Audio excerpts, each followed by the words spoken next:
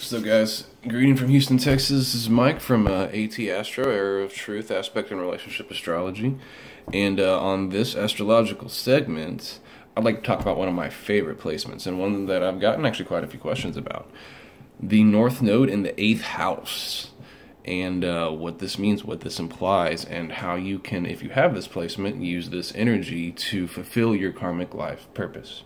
So the Nodal Axis stretches from one side of the natal chart to the other. It looks sort of like the north node point will look like a goblet with the opening point pointing down, and then the south node will look like a goblet with the opening pointing up.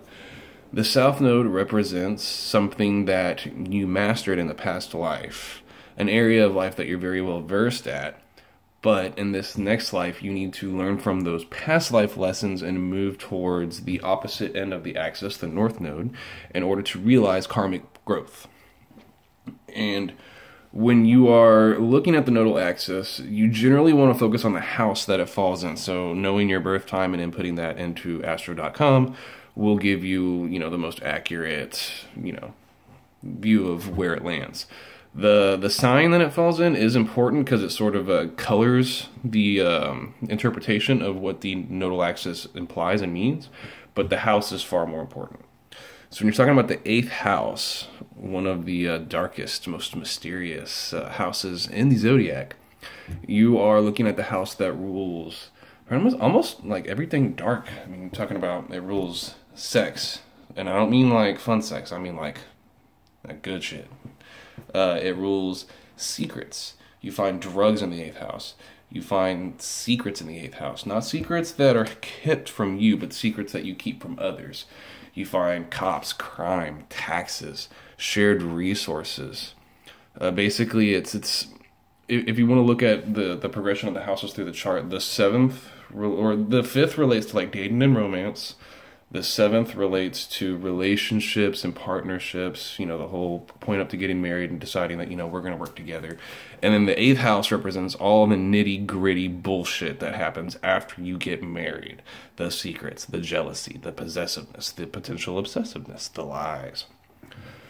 So if you go looking through Google or on the internet to figure out what the North Node in the 8th house means, you're going to get a lot of conflicting information, and it's mostly based on people's opinion of what it could mean based on their interpretation of what the 8th house implies. So you're going to see people telling you, or you're going to read things saying, oh, well, you need to work towards, getting married so you can get an inheritance from your husband, or you need to do something related to sex or the underworld, or no, it has nothing to do with that. I myself, in my search for true depth of understanding as to what this placement meant, I went looking through the lives of people in history who had this placement and what they did in their lifetime and what they achieved. And there was a common theme that I noticed. Two people that stuck out were George Washington and Winston Churchill. So the second house relates to possessions that you have, things that you've gotten on your own. It's, the theme of the house is, I have. So generally, you're going to be an individual that is used to going out and getting what you need to support yourself on your own without the help of anybody, or getting it from just your circumstances, your environment, your family. So generally, people with this placement, they either come from a relatively wealthy family, and, inheritance tends to be a common theme with people that have this placement, or they're an individual that just over the course of their life has learned to use their own will to get what they need, and their strength and stubbornness and strength of purpose, just to amass material wealth, the things to sustain yourself. Well, the 8th house challenges you to stop being materialistic and lay that all on the line, so that you can learn that what makes a person, what really makes you valuable, is not what you have, but what you can achieve. Let's take George Washington, for instance. Came from a wealthy family. His father was a landowner. He was in the British Army. Before the Revolution, he owned Mount Vernon. He had slaves. He had inherited a great deal of money from his father. He had a working farm. I mean, he could have very easily just lived the rest of his life in comfort. He was an elected official in the colony of Virginia. I mean, he didn't really have to do much of anything. But whenever things started picking up for the revolution, he decided that there was something greater that he needed to achieve. Also, his North Node fell in Sagittarius, and Sagittarius would imply, like, striving for, greater ideals, greater, just new ideas. Not necessarily in an Aquarian sort of way, but just in a moralistic sort of way.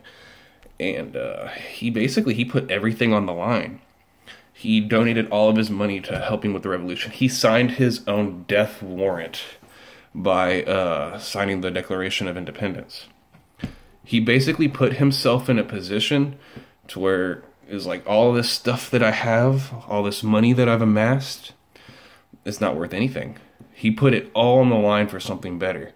And using the second house skills, sheer will, determination, he was able to outlast the British at the the Winter Valley Forge. He was able to cross, the Delaware River and, defeat the British at Trenton and Princeton. And he won the war.